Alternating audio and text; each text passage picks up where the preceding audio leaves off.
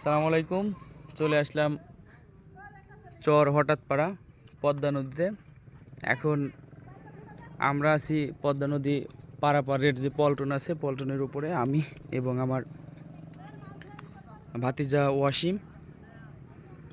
তো আসলাম নদীর পরিবেশ দেখার জন্য। আসলে এখনও স্রোত চলছে, পানি ঘোলা আছে, দেখতে পাচ্ছেন।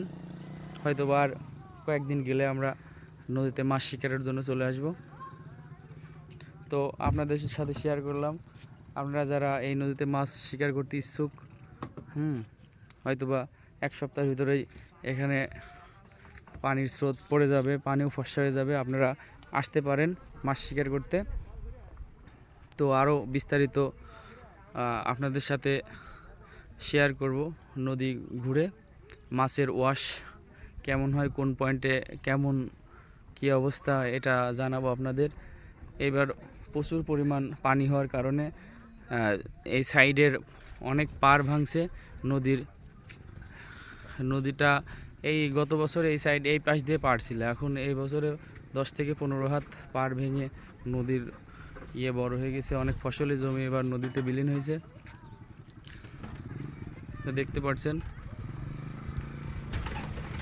যারা মাছ শিকার করতে চান এখনও এক সপ্তাহ পর অবশ্যই আপনারা নদীতে চলে আসবেন। এক সপ্তাহ পর মাছ ধরা হবে। এখনই পল্টন ছাড়বে, আমরা পল্টনের উপরে আছি। আমরা এই পার থেকে ওই পারে যাব, ওই পারে গিয়ে পশ্চিম থেকে পূব সব সাইডে ঘুরে ফিরে দেখব আসলে কি পরিবেশ হয়।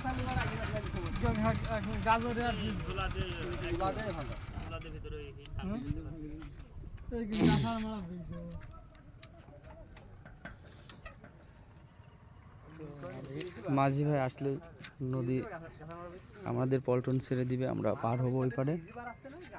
এই পার থেকে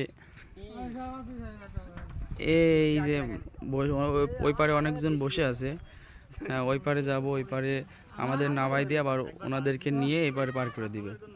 এটা প্রতিদিন রাত দিন 24 ঘন্টা এই পল্টনটা এখানে থাকে মানুষের চলাফেরা করার জন্য। আপনারা যারা ওই পারে পার হতে চান চলে আসবেন।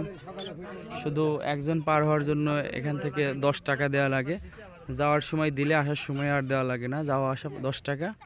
কেউ যদি মোটরসাইকেল নিয়ে যেতে চান তাহলে 20 টাকা দেওয়া লাগে। আর যারা নদীর এই সাইডে মোষের গাড়ি এবং যেসব মালামাল টানার জন্য যেসব